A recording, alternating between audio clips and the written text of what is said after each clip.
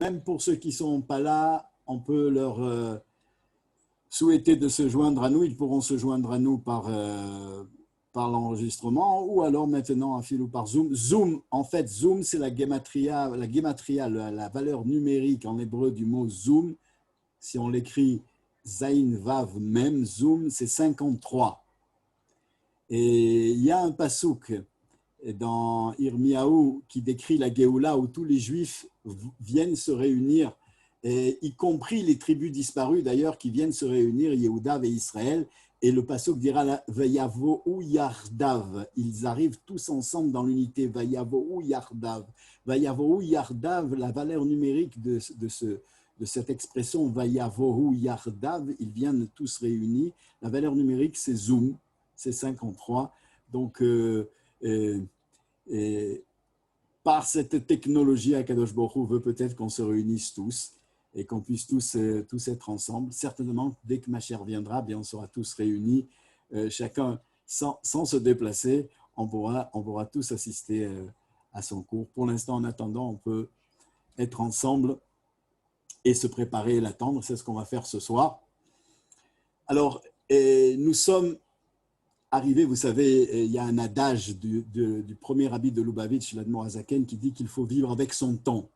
C'est quoi vivre avec son temps? C'est vivre avec la paracha de la semaine. Alors, dans la paracha de la semaine, la paracha de la semaine, c'est Kitavo, elle vient dans un mouvement qui est en vérité un très grand mouvement qui part à partir de la première paracha du Sefer Devarim, c'est-à-dire parachat Devarim. C'est la première fois que Akadosh Baruch Hu n'apparaît pas dans la Torah, et celui qui parle, c'est Moïse, c'est Moshe. Chez les Chassidim, on a l'habitude de se réunir et d'écouter le mashpia ou le rabbi qui parle, ça s'appelle une idvaadut. Eh bien, Moshe Rabbeinu a fait une idvaadut, une grande réunion de tout le peuple juif pour le préparer à rentrer en Eretz Israël. Il sait que Dieu ne lui accordera pas à lui, Moshe, de rentrer en Eretz Israël, mais il sait que le peuple juif, oui, entrera sur la terre, et alors il réunit le peuple et le prépare par une très grande réunion où il va exprimer tout son cœur et toute son âme.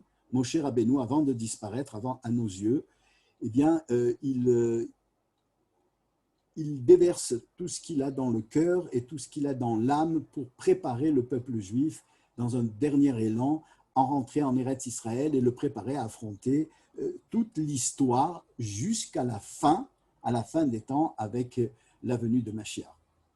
Alors, au cœur donc de cette préparation, on a ces trois parachutes qui se font suite, et Shoftim, Kitetse, et cette semaine Kitavo. Et puis ensuite, il y aura donc le rassemblement, Vayaler Netzadim, et on finit l'année et on rentre dans la nouvelle année à Rosh Hashanah. Donc on est un peu en parallèle avec ce que fait Moïse lorsque les derniers jours où il est avec nous, il nous prépare à l'entrée en Eretz Israël. Eh bien, lorsque Ezra a codifié la lecture de la Torah en la séparant en parachiotes, Ezra a souffert lorsque les Juifs sont revenus du deuxième exil.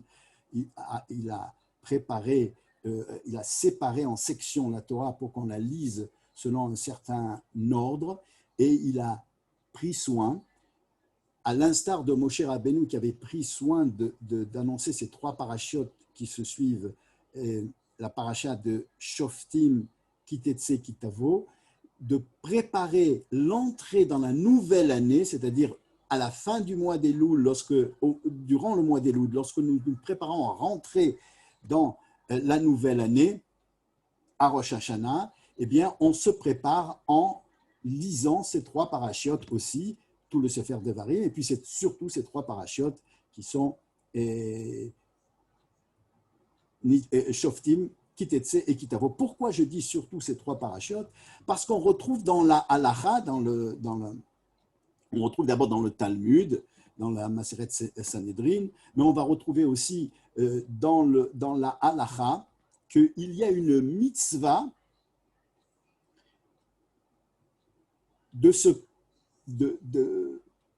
d'annoncer un starter pour l'entrée du peuple juif sur la terre d'Israël. Alors c'est dit comme ça, c'est Rabbi Yehuda, puis c'est repris par le Rambam comme halacha, qu'il y a 3 mitzvot qui sont imposés au peuple juif dès qu'ils rentrent sur leur terre.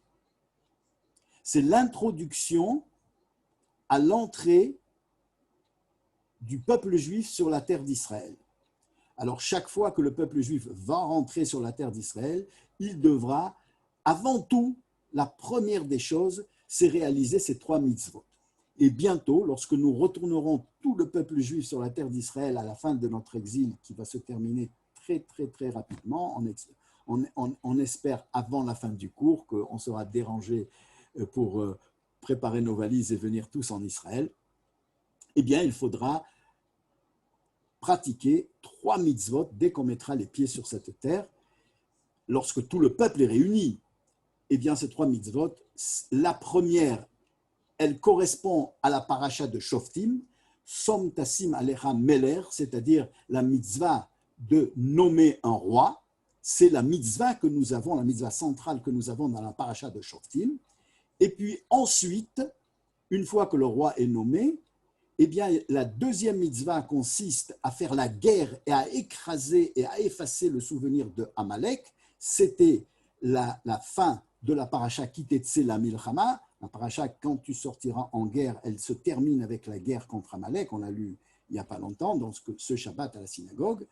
C'est la mitzvah d'écraser et de se souvenir du fait qu'Amalek nous a attaqué lorsqu'on était dans le désert. Nous verrons comment il nous a attaqués, mais nous avons la mitzvah, dès que nous rentrons en Israël, d'effacer le souvenir d'Amalek en écrasant tous les descendants de ce peuple. Et puis, la dernière mitzvah que nous avons avant de commencer quoi que ce soit, c'est de construire le Beth Amikdash, et ça correspond à la paracha de Kitavo, puisque Kitavo, c'est la paracha où on doit apporter les prémices au Beth Amikdash pour remercier Dieu de finalement avoir accompli sa promesse, nous avoir amenés à travers le désert jusqu'en Israël, nous avoir installés en Israël, nous avoir bénis des fruits de la terre et de pouvoir nous donner la possibilité de vivre une Torah de mitzvot et d'études dans l'abondance sur la terre sainte, comme il l'a demandé et comme il nous l'a promis. Alors, à partir de ce moment-là, lorsqu'on a accompli ces 3 mitzvot, alors on peut s'adonner à une vie juive normale sur la terre d'Israël, mais avant tout, il faut faire ces 3 mitzvot. D'ailleurs, ces 3 mitzvot n'ont jamais été accomplis de manière parfaite, et c'est pour cela que l'installation en Eretz Israël n'a jamais été parfaite, et elle a toujours eu comme suite, après des années, eh bien, une destruction et une dispersion des Juifs. La première fois, c'est lorsque on est sorti d'Égypte. Oui, on avait un roi, c'était Moïse, c'était notre roi. D'ailleurs, on verra que dans la halacha, le Rambam, qui est le seul d'ailleurs à avoir écrit des halachot concernant la royauté, nommer un roi et comment un roi doit se conduire et quelles sont notre part de responsabilité vis-à-vis du roi, les responsabilités du roi vis-à-vis du peuple et vis-à-vis de Dieu. Toutes ces lois, ce sont des lois, comme il y a des lois de la cacheroute, et bien il y a aussi des lois de la politique dans la Torah.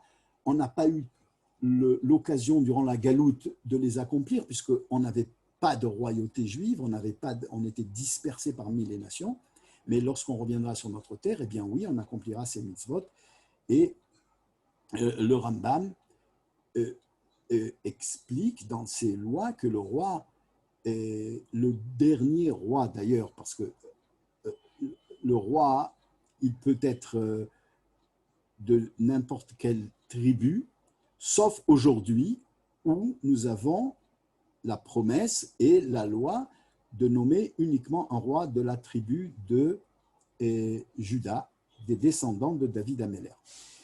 Au départ, on pouvait nommer, jusqu'à ce que David soit élu en tant que roi par Dieu et par le Sanhédrin, on pouvait nommer un roi de toutes les tribus. C'est pourquoi Saül a été nommé roi alors qu'il était de la tribu de Binyamin.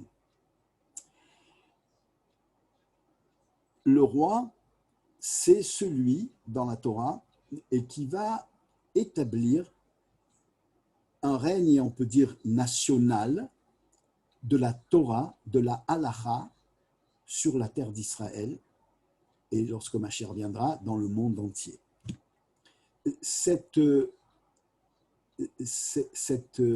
Ce rassemblement autour d'un projet politique national d'une Torah imposée par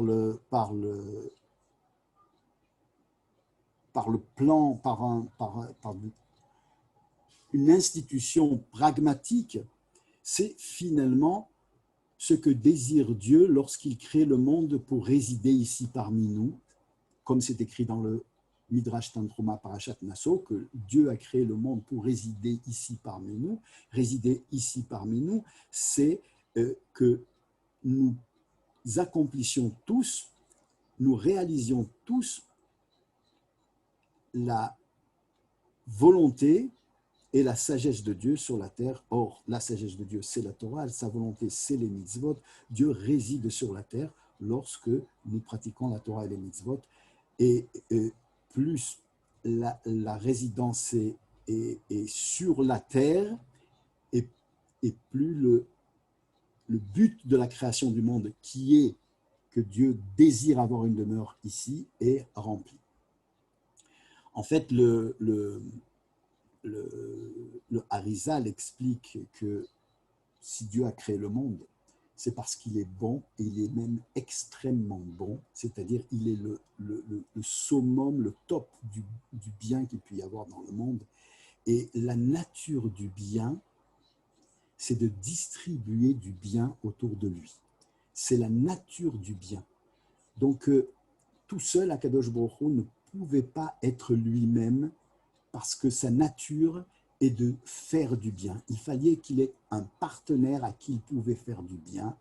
Et c'est pour ça qu'à l'image, plutôt c'est le contraire, j'allais dire à l'image d'Adam Arishon, où Dieu a séparé une partie de lui pour lui en faire une compagne, eh bien, Akadosh Baruch Hu a séparé une partie de lui pour en faire le peuple juif. Oui, le Harizal explique que les âmes juives n'ont pas été créées. Elles ont toujours existé, elles étaient enfouies à l'intérieur de Dieu, et il les a sorties, il les a séparées comme il a séparé Chava, Ève, de Adam pour créer un couple. Il a séparé les âmes juives pour en faire un peuple et pour créer un couple qui est à l'image des deux chérubins qui sont sur l'Arche Sainte, qui est Akadosh Baruch Hu et Israël, ensemble, liés ensemble, où Akadosh Baruch Hu donne ce qu'il a de plus cher en lui, c'est-à-dire lui-même, puisqu'il est le summum du bien. Il est extrêmement bon, il est le summum du bien, donc la chose la plus précieuse qu'il puisse nous donner, la meilleure qu'il puisse nous donner, c'est lui-même, puisqu'il est le summum du bien, il a la perfection du bien. Comment nous donner lui-même? Eh bien, en nous donnant la possibilité de réaliser sa volonté, qui est la partie la plus intime de lui-même, et sa sagesse, qui est aussi une partie des choses les plus précieuses qu'il y a chez un être, la sagesse et la volonté. Eh bien, lorsque on étudie la Torah, on s'accroche à la sagesse d'Akadosh Baruch Hu. Lorsqu'on pratique les mitzvot, on amène sur nous la volonté d'Akadosh Baruch Hu. Donc, Dieu réside avec nous, et donc on a ce qui est de meilleur au monde. On ne peut pas le voir de nos yeux de chair tant qu'on n'en est pas préparé, sinon on en mourrait d'extase. Eh bien, toute l'histoire de la galoute a été une terrible préparation pour qu'on puisse jouir de tout ça. Alors, lorsque ça sera lorsque ça sera vérité et véritable, c'est lorsque Mashiach viendra, parce qu'il sera un roi et qu'il imposera ça de manière pragmatique, concrète dans le monde. C'est-à-dire que ce ne seront plus des vérités qui seront rangées sur des étagères de la librairie, de la bibliothèque, mais ce sont des vérités que nous vivrons. Nous n'avons jamais vécu ça. Aujourd'hui, nous ne pouvons pas faire vraiment toutes les mitzvot. Il n'y a que 60 mitzvot et chaque individu ne peut en faire que 20. Parce qu'on ne peut pas être en même temps un roi, un dayan, un Kohen, un Israël, une femme, un homme, un juge et un lévi. On ne peut pas être tout en même temps. Donc, il y a des mitzvot pour les lévis dans les 613. Il y a des mitzvot pour les Kohanim. Il y a des mitzvot que pour le Kohen Gadol, que pour le roi, que pour le juge, que pour le etc., que pour le Sanhedrin. Il y a des mitzvot qui sont que pour l'agriculture, que pour les agriculteurs. De nos jours, on ne peut pas réaliser toutes les mitzvot concernant l'agriculture parce que nous ne sommes pas en Israël. Il faudrait que tout le peuple juif soit en Israël pour que ces mitzvot puissent être véritablement réalisés. Ce qu'ont réalisé de nos jours la Shemitah et le Yovel, ce ne sont pas des vrais mitzvot, c'est un souvenir que les Chachamim nous ont demandé de préserver pour se souvenir de la véritable mitzvah, mais la véritable mitzvah de la Shemitah et du Yovel, on ne le fera que lorsque on sera tous réunis, on ne peut pas le faire avant. Donc, et le roi permettra cette chose-là. Toutes les mitzvot concernant les sacrifices, on ne veut pas les faire. On n'a pas le Beth Amikdash. Il y a énormément, la grande majorité des mitzvot ne peuvent pas être réalisées. Les mitzvot concernant la politique, on ne peut pas les réaliser. On ne les réalisera que lorsque le roi sera sur son trône et qu'il nous permettra de les réaliser. Et alors à ce moment-là, on pourra goûter à ce miel. Vous savez, je compare souvent, j'aime cette image, et une ruche d'abeilles. Vous savez, une abeille, lorsqu'elle est en dehors de sa ruche, c'est un animal qui peut nous égayer, qui peut nous amuser ou qui peut nous piquer, on peut en avoir peur, on peut l'écraser. Eh bien, le juif, tant que Mashiach n'est pas venu et qu'on est tous réunis autour d'un roi sur cette terre, on est un peu comme ça, des abeilles dispersées. On ne donnera jamais de miel de cette façon-là. Le véritable miel, c'est lorsque toute la ruche est réunie, la véritable douceur de la divinité, on la goûtera que lorsque tout Israël sera réuni sur cette terre et comme une immense ruche, on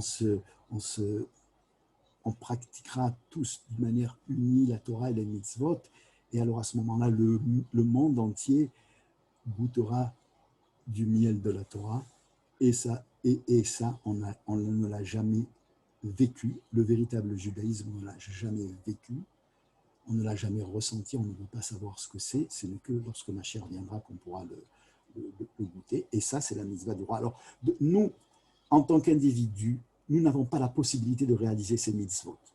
Alors, je disais que le peuple juif n'a jamais réalisé ces mitzvot d'une manière parfaite. Lorsque on est sorti d'Égypte, Moshe était le roi. On a combattu Amalek, c'est vrai, mais pas d'une manière parfaite parce que Dieu n'a pas permis qu'on l'écrase complètement. Et on avait le Mishkan qui représente un peu le Beth Amikdash, mais ce n'était pas encore Beth Amikdash parfait. C'est pour ça que lorsque on entre en Israël, il va falloir nommer un roi, construire le Beth Amikdash et se battre contre Amalek. Se battre contre Amalek, c'était Shaoul qui devait le faire. Et bien là, il a failli, puisque Dieu lui a demandé d'écraser et de tuer toute la descendance d'Amalek, y compris le bétail, les animaux. Et il a vu un petit agneau, il a eu pitié du petit agneau. Eh bien, ce petit agneau, c'était en vérité par sorcellerie que le dernier roi d'Amalek s'était transformé en agneau. Et il a dit, je le tuerai aussi, mais pas tout de suite, il est tout petit, il vient de naître. Je le tuerai demain et je l'offrirai à Dieu sur l'autel du Mikdash. Et le prophète Shmuel lui a dit, puisque tu as désobéi à Dieu, il t'avait dit de tuer tout le monde, tu as eu pitié de ce petit agneau, eh bien, sache que ta descendance est perdue, ta monarchie sera écrasée et le peuple juif devra combattre Amalek. Et c'est effectivement, puisqu'on n'a pas réussi à écraser Amalek, eh bien, on n'a pas réussi malgré bien que David Améler et Shlomo Améler ont construit le Beth Amikdash et qu'ils étaient des rois, la guerre contre Amalek n'a pas été parfaite et donc il y a eu une destruction du temple quelques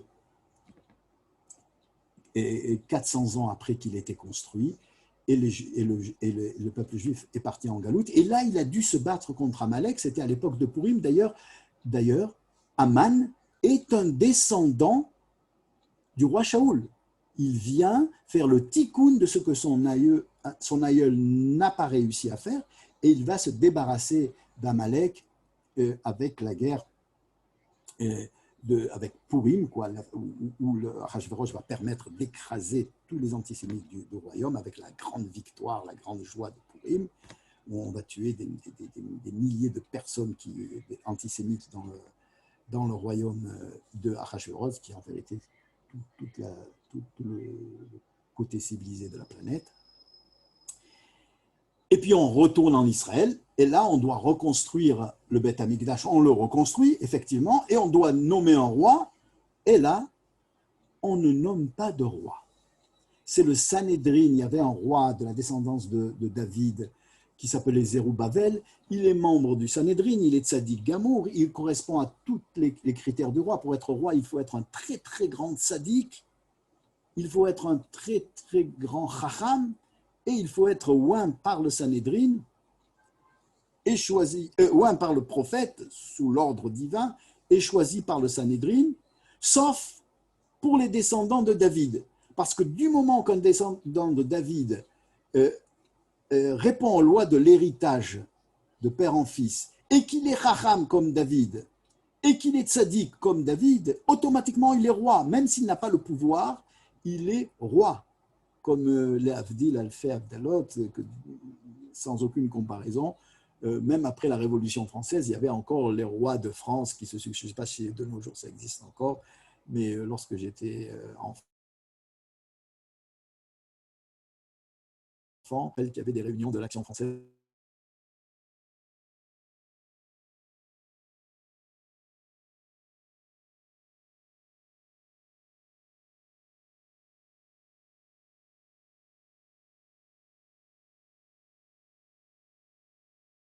On vous entend plus grave. Hein.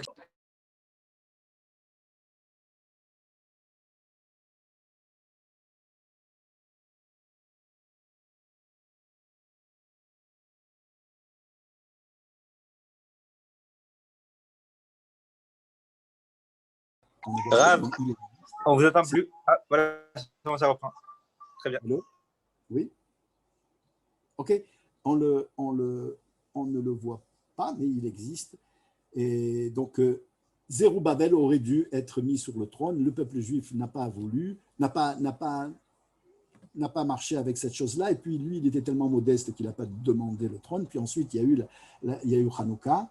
Et puis, à Hanouka, à partir de ce moment-là, c'était des rois qui étaient de la famille des Kohanim. C'était des rois des fils de Matatyahu. Et puis, ça a dégringolé jusqu'à la destruction du temple à cause de ça. C'est-à-dire que ces trois mitzvot n'ont jamais été véritablement accomplies. Elles seront accomplies lorsque Mashiach viendra. Nous avons le devoir de participer en donnant notre petite contribution individuelle à ces mitzvot qui ne peuvent pas être accomplis par chacun d'entre nous séparément. Il faut que tout le peuple juif, ce ne sont pas des mitzvot qui sont faites pour des individus, ce sont des mitzvot qui sont demandés à la collectivité. Donc, tant qu'il n'y a pas la collectivité réunie, on ne peut pas accomplir ces mitzvot. Mais on peut donner notre contribution en tant qu'individu. Contribution à la mitzvah de nommer un roi, c'est la soumission qu'on a vis-à-vis de la Torah, le don de soi qu'on a vis-à-vis de la Torah, si on pourrait dire le patriotisme qu'on devrait avoir de la Torah et des mitzvot. Donc cette soumission-là, de faire la Torah soumis comme un sujet devant son roi, eh bien, ça, c'est ma contribution. Ensuite, on peut aller un peu plus loin même, je peux contribuer en sachant que le dernier roi, c'est le Mashiach, dans l'attente le Rambam va même plus loin. Le Rambam est très extrémiste dans ses lois sur le Mashiach. Il dira que ma contribution consiste à essayer d'identifier, dès que je vois quelqu'un qui a les critères de Mashiach, je dois dire c'est le Mashiach. Et alors il nous donne les critères. Hein. Il dit si c'est un descendant de la famille de David, qui est aussi tzaddik que David, et qui connaît toute la Torah, dans toutes les matières de la Torah, qui est aussi fort dans la Kabbalah que dans la Halacha, que dans le Talmud, et qui éclaire la Torah par ses enseignements, et qui, dans le monde entier, colmate les brèches de l'assimilation et colmate les brèches du judaïsme et renforce tout le peuple juif dans la pratique de la Torah, dans tout le monde entier, dans toutes les communautés, et qui prend en soin le sort physique, la sécurité du peuple juif par des conseils et par des soins particuliers, eh bien, c'est ce qu'il appelle combattre pour Dieu. Eh bien, à ce moment-là, nous avons le devoir de dire c'est le Mashiach, et ça fait partie de ce que moi, en tant qu'individu, je peux donner, offrir comme contribution à cette loi de nommer un roi lorsqu'on monte en Israël.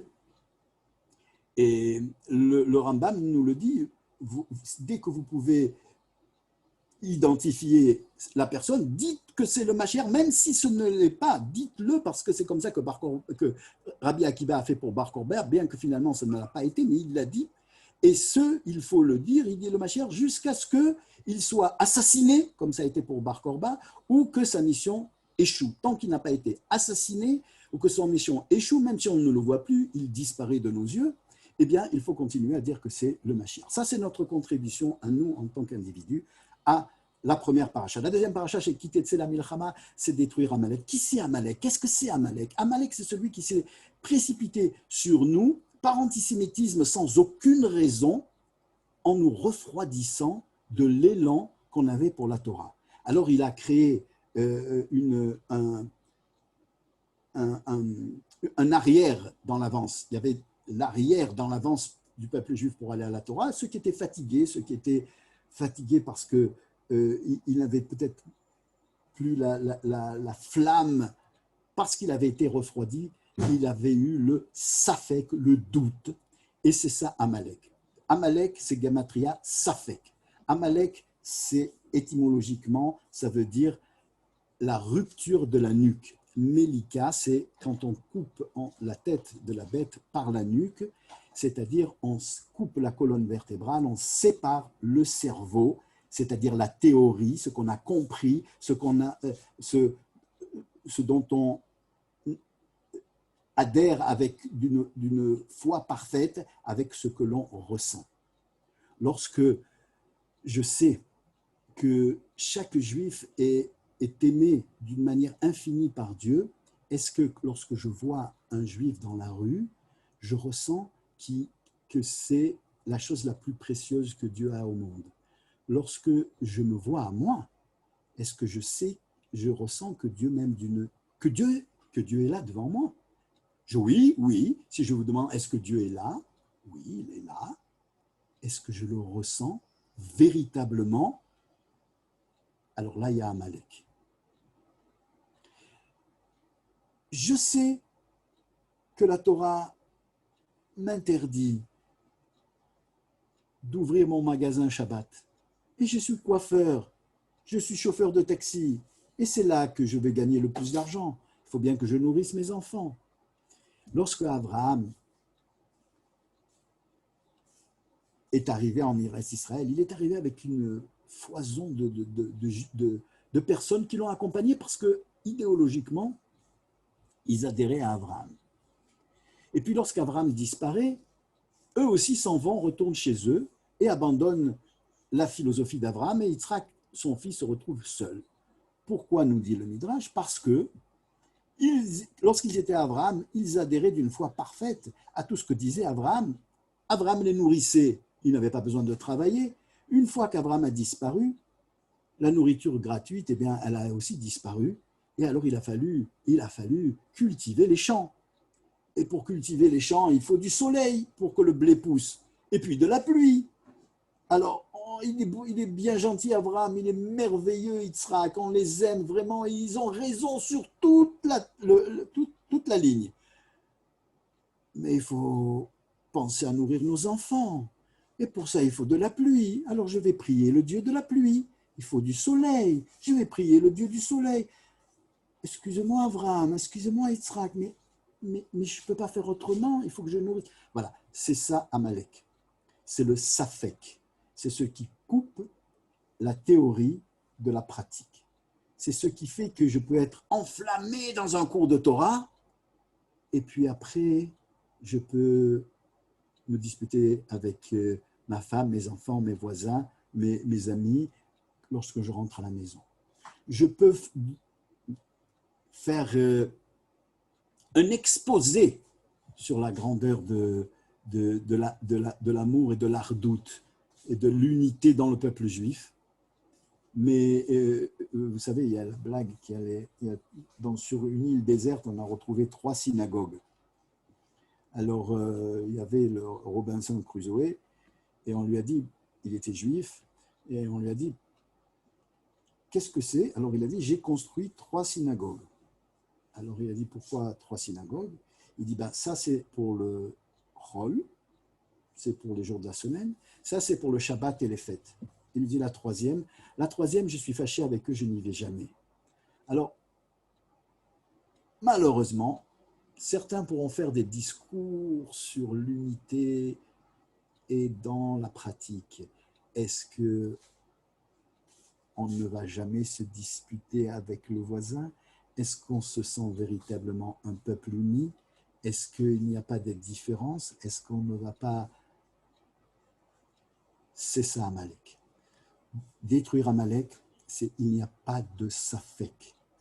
Et une fois, il y avait un enfant qui n'était élevé comme un juif pieux, orthodoxe, mais pas chassid, mais pas des chassidim.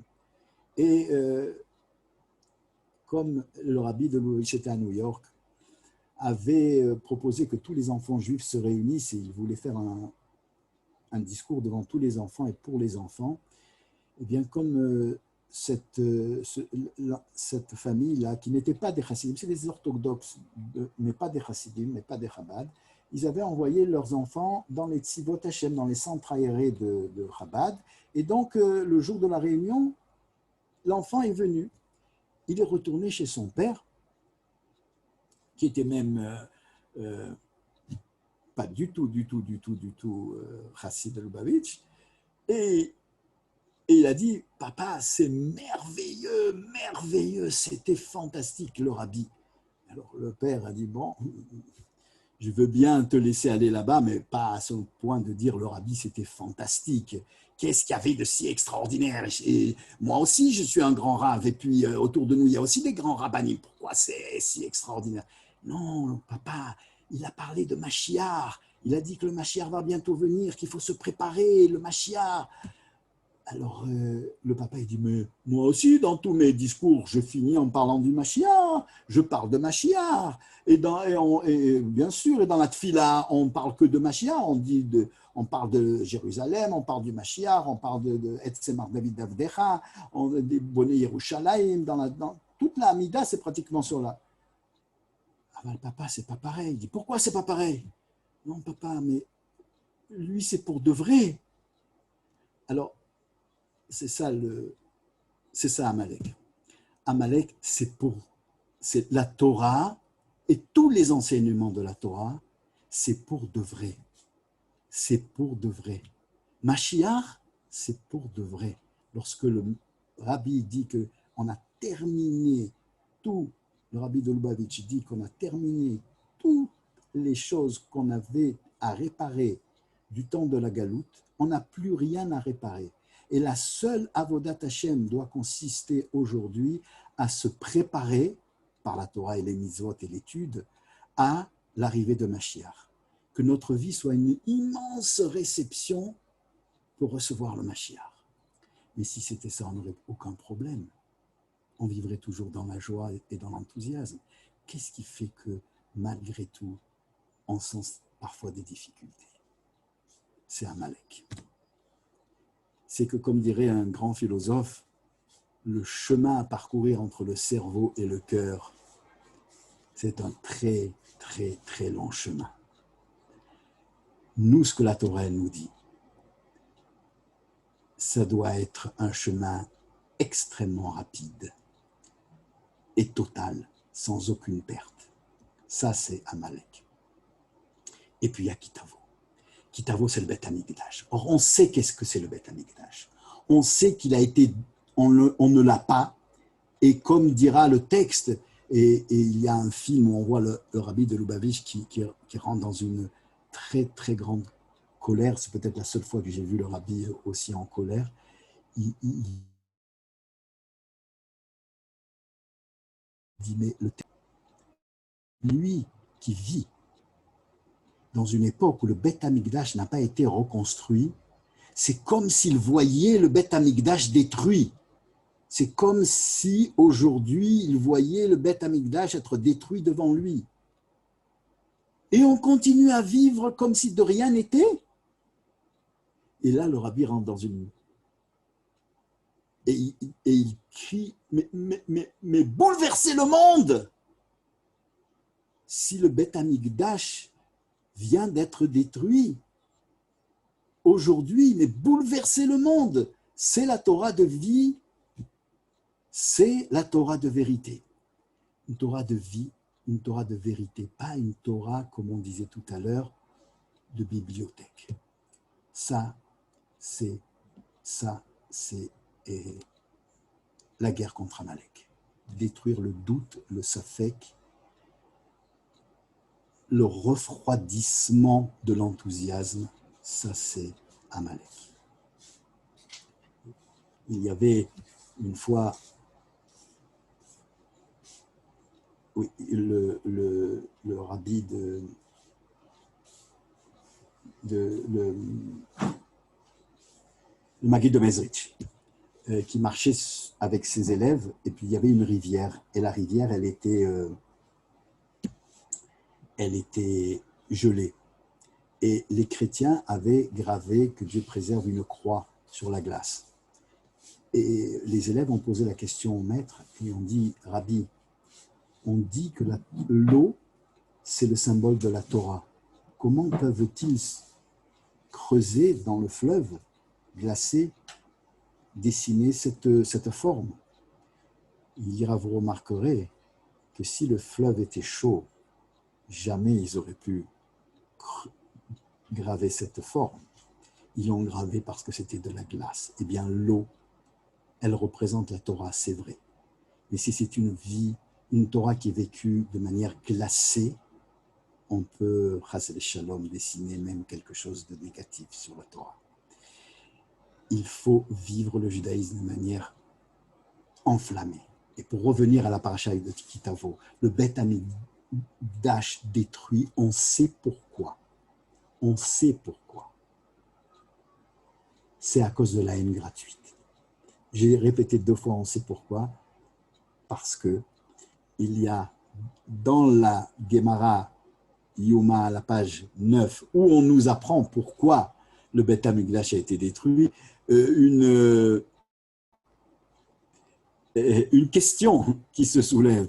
On nous dit justement que la raison pour laquelle les Juifs ont vécu la première destruction du Beth Amikdash, elle est connue, les prophètes l'ont dit, c'était l'Avodah Zara, l'idolâtrie, c'était le meurtre, le Shfirut Damit, c'était l'inceste et l'adultère, et les Harayot, et à cause de ça, il y a eu la destruction. Et ils savaient pourquoi, alors ils ont pu réparer, et donc il y a eu la reconstruction. Et alors, on leur a annoncé l'heure de la reconstruction. Pour ceux du deuxième temple, ils ne savaient pas pourquoi, et donc on ne leur a pas dit quand c'est qu'il y aura la reconstruction. Nous savons que c'est très, très, très rapidement, j'espère que c'est avant la fin du cours, mais dans les textes, ce n'est pas dit. Or, quelques lignes plus tard, on nous dit la raison pour laquelle le Beth Amikdash a été détruit, c'était à cause de Sinatrinam. Alors oui, ils pouvaient le savoir. Eh bien, Sinatrinam, ce n'est pas de la haine, parce que quelqu'un nous a fait du mal. Sinatrinal, c'est de la haine gratuite. Ça veut dire c'est un quiproquo, comme avec l'histoire de Kamsa et Bar Kamsa que vous connaissez. C'est un quiproquo, c'est un malentendu, parce que on n'a pas fait ce qu'il fallait faire, c'est-à-dire juger notre prochain uniquement lorsqu'on arrive à sa place. Comme on a lu dans les Pirkei Avot cette semaine, vous savez, on doit lire depuis Pessah jusqu'à Rosh Hashanah tous les Shabbats Pirkei Avot, un Pérec, donc le Pérec de la semaine dernière, c'était le Pérec où on a vu Al Tadun et Traberecha Ad Shetagia Bimkomo. Ils ont jugé, ils ont donné des explications à ce qu'ils voyaient au lieu de se concentrer sur ce qu'ils voyaient. Et donc, ils se sont imaginés des choses sur l'autre. Et à cause de ça, ils l'ont haï, ou ils ne se sont pas comportés avec amour. Et c'était gratuit, parce que c'était idiot, c'était un malentendu, un quiproquo, comme l'histoire de Kamsa et Bar Kamsa, qui a causé d'ailleurs d'une manière immédiate la destruction du temple. Alors, quelle est notre part, nous, en tant qu'individu? On ne peut pas reconstruire le temple parce qu'on n'est pas un peuple uni, mais en tant qu'individu, on peut apporter notre contribution. Notre contribution personnelle, c'est quoi? C'est l'amour gratuit. C'est être, comme Aaron le disait, aimer la paix, aimer, poursuivre la paix, la rechercher, aimer les créatures, aimer même ceux qui sont appelés créatures, parce qu'ils ne peuvent pas être appelés du nom d'êtres humains, tellement ils ont un comportement qui nous paraît bas, les aimer quand même, et ensuite les rapprocher de la Torah. Comment y parvenir? Pas sur les étagères de la bibliothèque. Ça, on sait que là, on veut aimer tout le monde, on veut aimer son prochain, on veut aimer sa femme, on veut aimer son mari, on veut aimer ses enfants, on veut aimer le voisin, on veut aimer... En théorie, dans les livres qu'on a exposés sur l'étagère de la bibliothèque, mais dans la vie de tous les jours, eh bien, c'est simple. Aimer, vouloir, désirer, vivre l'Ahavat Israël et la paix et la hardout. La rechercher des moyens d'y parvenir. Aimer ceux chez qui on ne trouve pas de quoi les aimer. Et essayer de les rapprocher, de rapprocher les cœurs. Et les Pirkei Avot nous disent comment? Al tadun et traverecha ad shetagia bemkomo. Ne juge pas l'autre jusqu'à ce que tu arrives là où il est. Ça veut dire que là, lorsque tu arrives là où il est, oui. Ça veut dire quoi? Ça veut dire rejoins-le. Ne le juge pas. Ne juge pas. Regarde ce qui se passe.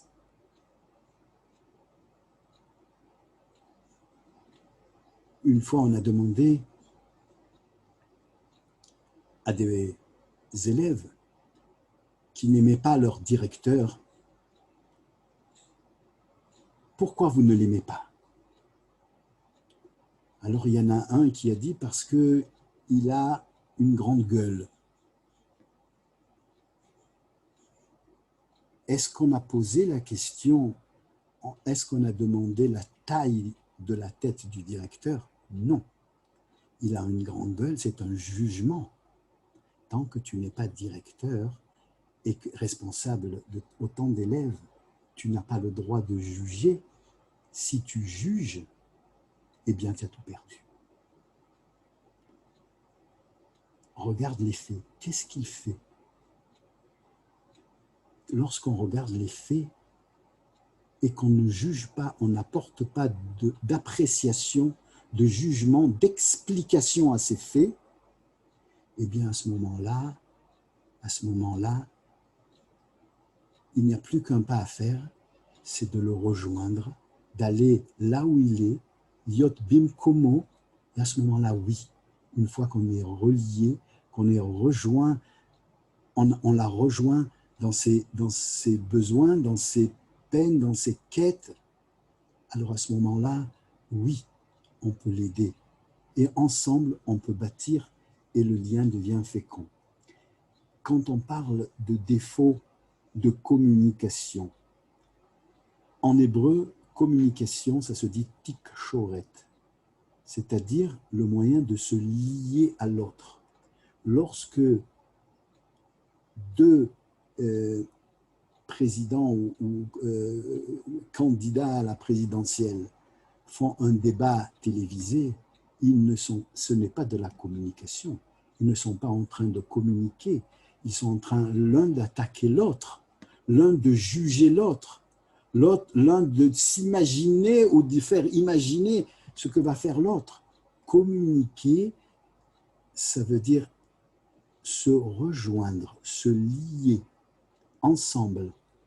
C'est ça la tikshorette, ça vient du mot kesher, le lien. Lorsque on est en lien avec l'autre, même lorsqu'il nous fait du mal, s'il nous a fait du mal, c'est parce que nous sommes sensibles à ce mal. C'est pas qu'il nous a fait du mal, il nous a fait quelque chose. Je ne sais pas si c'est avec vous la dernière fois que je racontais qu'un de mes collègues, qui fait d'ailleurs le même travail que je fais de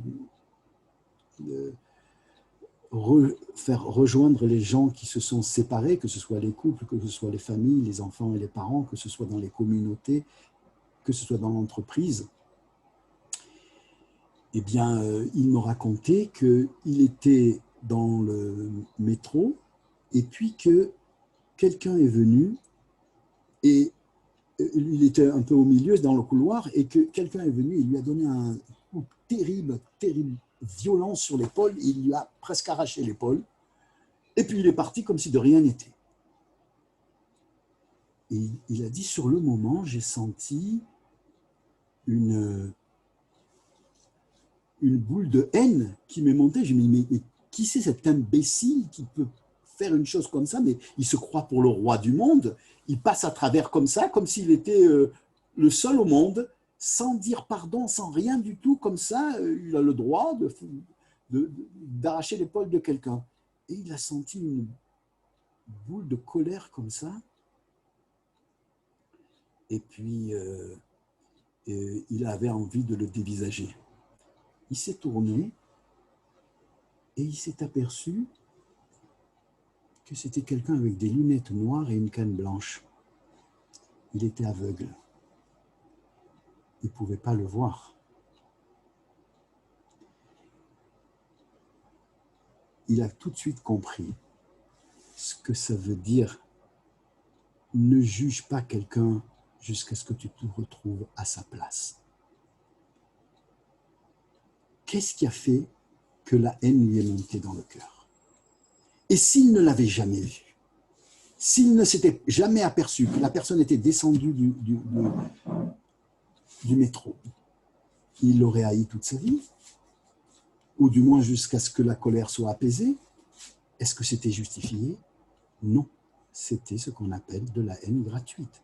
Ça veut dire de la haine imbécile, c'est-à-dire un quiproquo, un malentendu.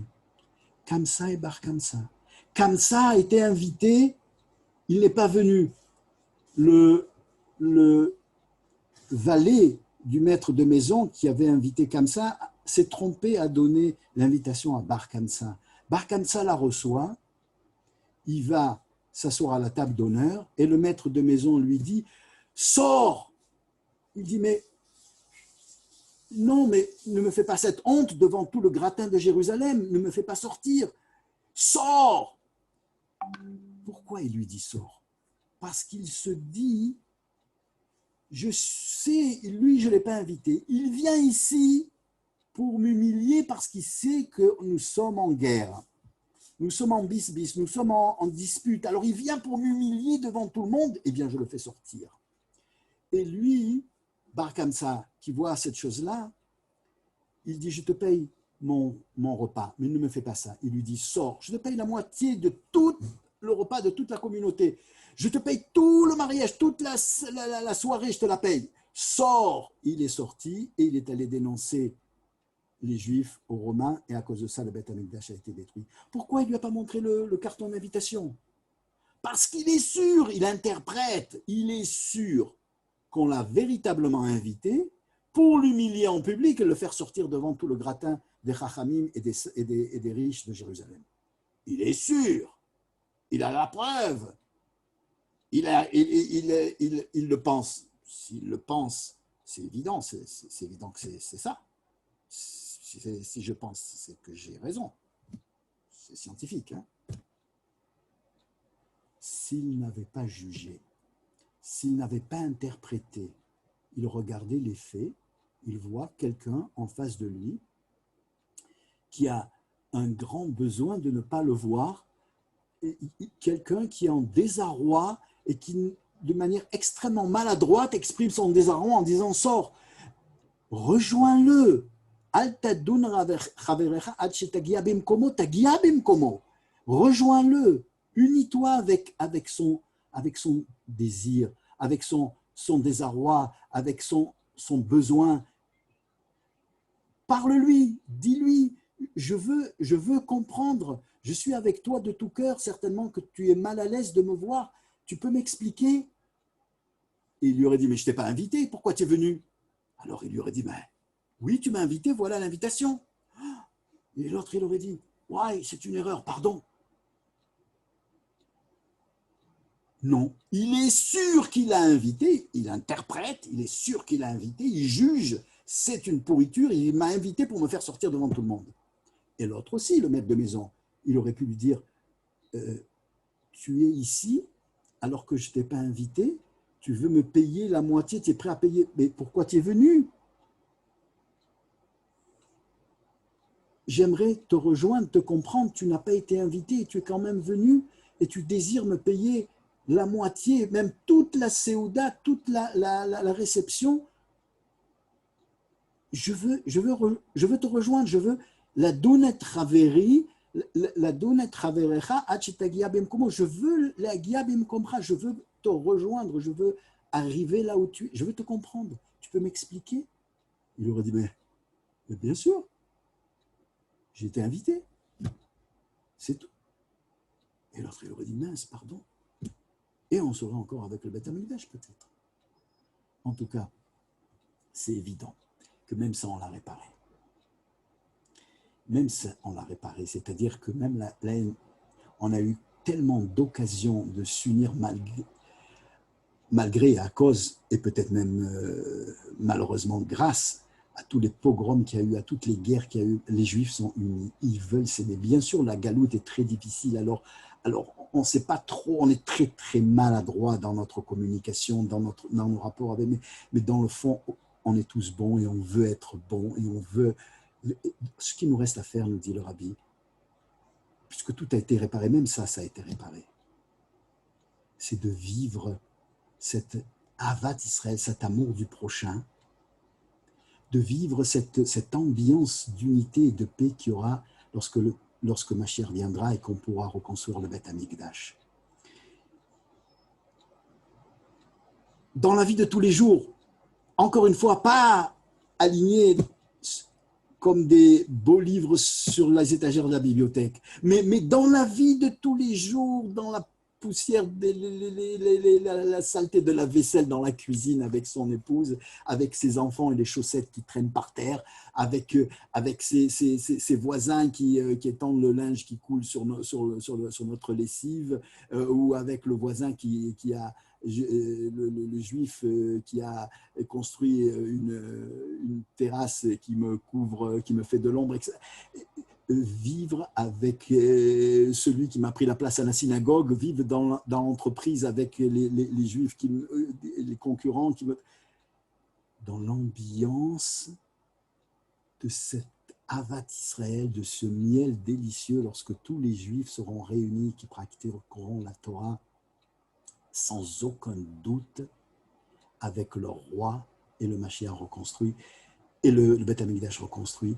C'est ça, faire une grande réception, faire de sa vie, à travers la Torah et les mitzvot, une immense réception pour le Mashiach, qu'on puisse le voir très, très, très, très, très rapidement et très concrètement dans la joie et dans la santé, et crier devant lui comme le font nos frères, les chassidim méchichistes. Yehi, qu'on puisse crier devant lui, Yehi Adoneinu, Moreinu, Verabenu, Melech HaMashiach, Leolam Vaed. Amen. Shana Tova Umtuka, et de bonnes nouvelles à tous.